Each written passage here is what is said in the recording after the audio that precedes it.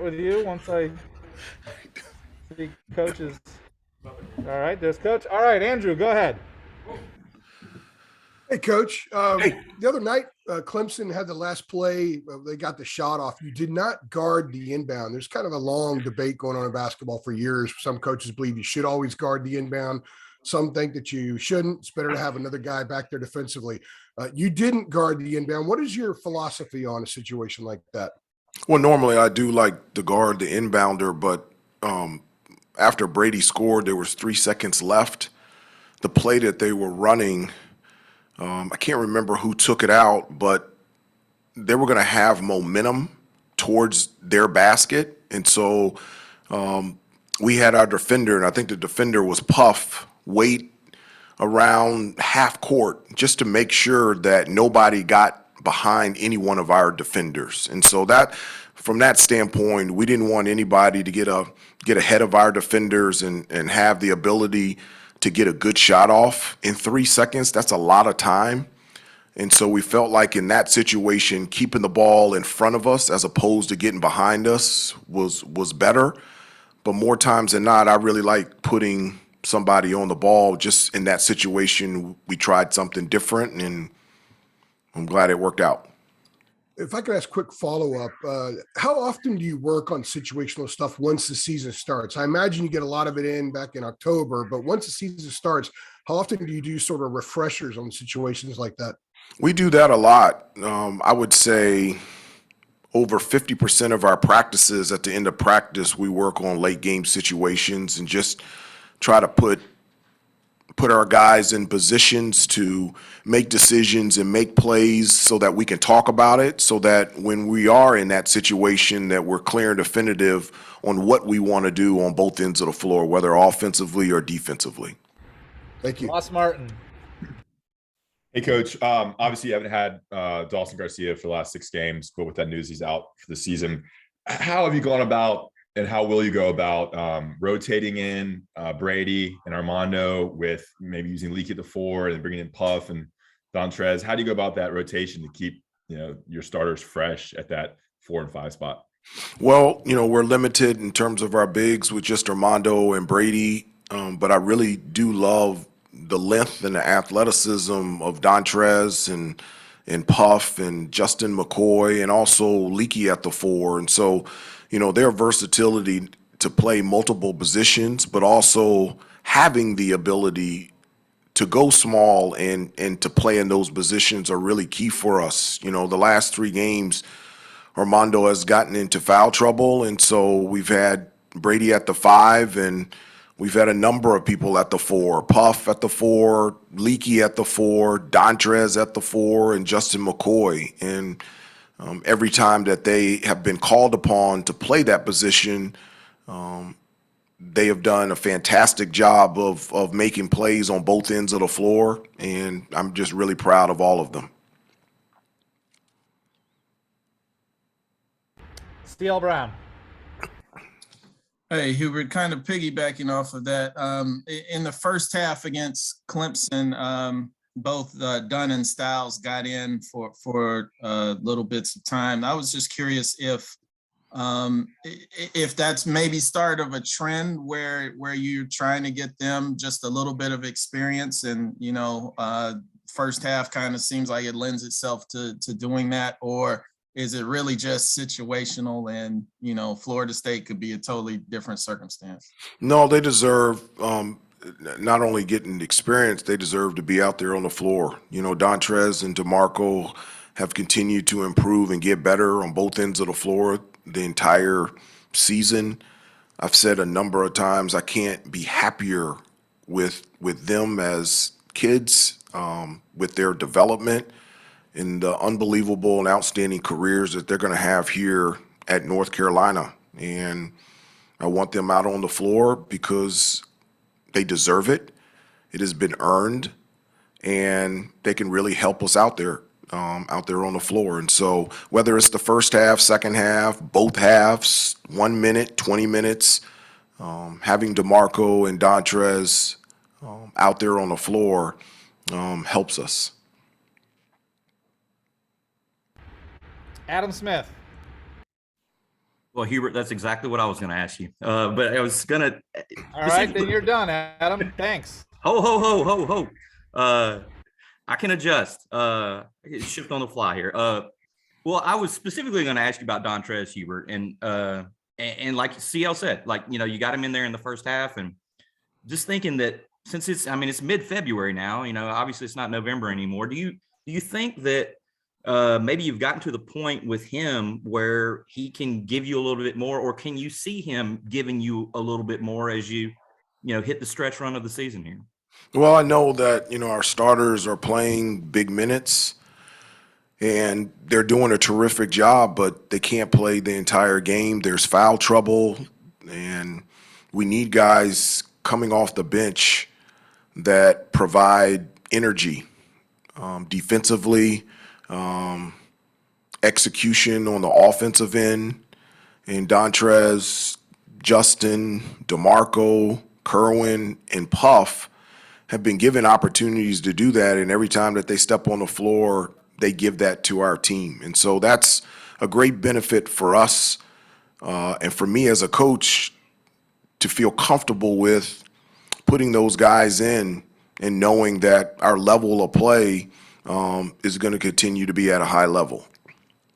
Do you tell anything specific when you put them in? Like, look, just go as hard as you can for 4 minutes, like something like that? Or is there any? No, I just tell them to go in. They understand. I'm very clear and definitive, and my communication is always direct. I'm not vague. I don't speak in interpretation. So my conversations with them and with the entire team in practice, shoot around, before practice, after practice, before and after shoot around, all the players understand as a team, what we want to do on the floor and where we want to go. Thank you. Greg Barnes.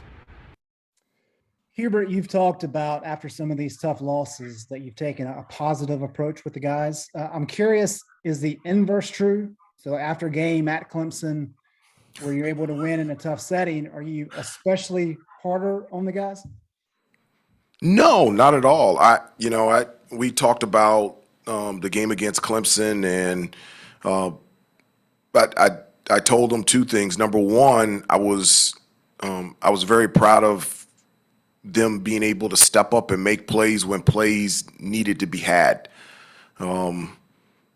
Everybody that stepped on the floor made multiple plays that put ourselves in a position to be successful and to win against a really good Clemson team on the road. And so I complimented them and was very proud of them for those efforts. I also told them that there were situations that we have to change and that it can't happen again. I've always, and I think I've said this to you guys before, I think a mistake is good when you recognize it, admit it, learn from it, and grow from it.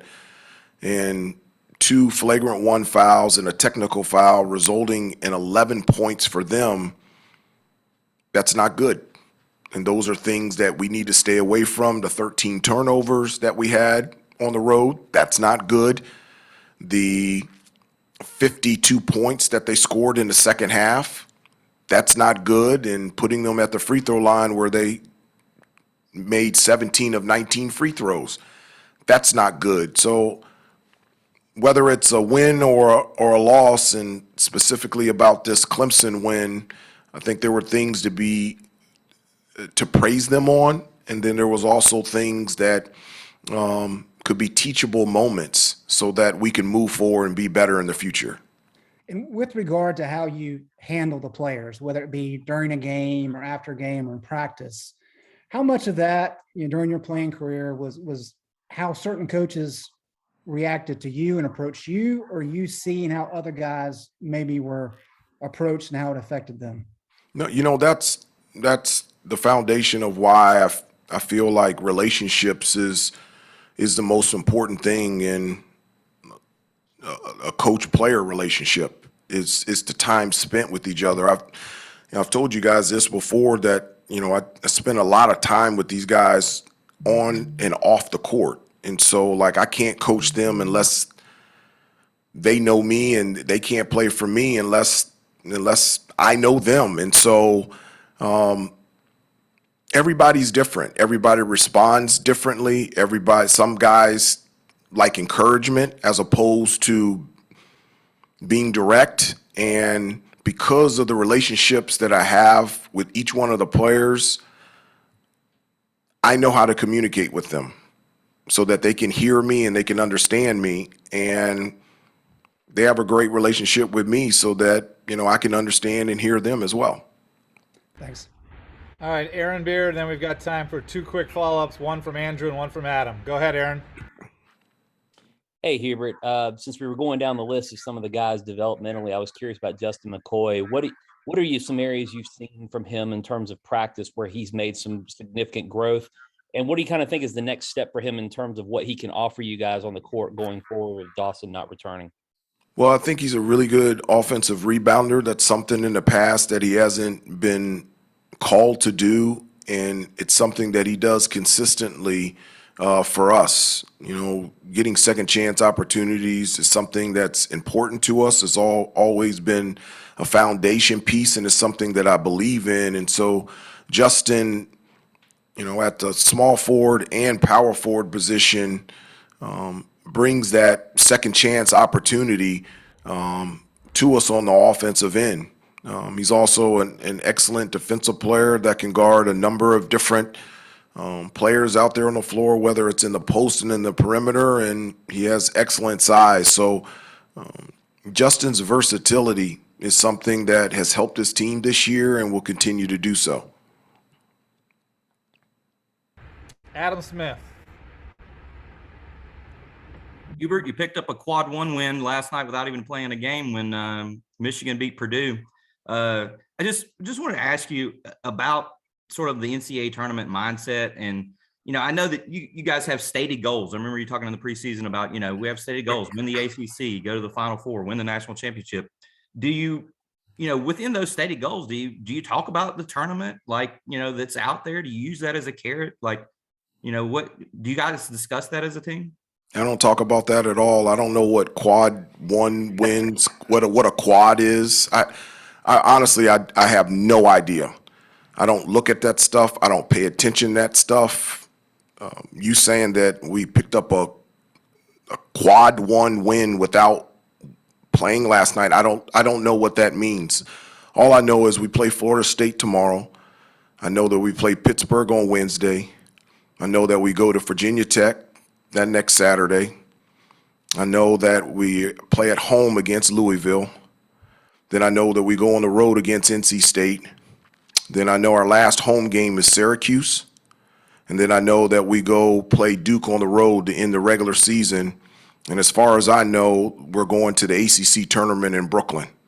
That's the only thing on my mind. That's the only thing that I'm focused on. And as I said before, and I preach to the players all the time, eliminate the noise and focus on your preparation, your practice, and your play.